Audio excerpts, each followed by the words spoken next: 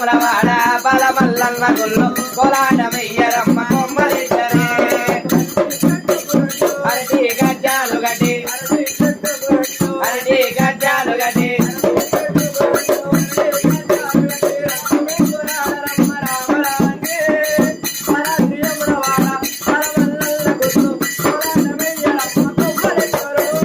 అరటి చెట్టుకు రెండు అరటి గజ్జాలు గట్టి రంగు పింగులాడరమ్మ రామలాంటి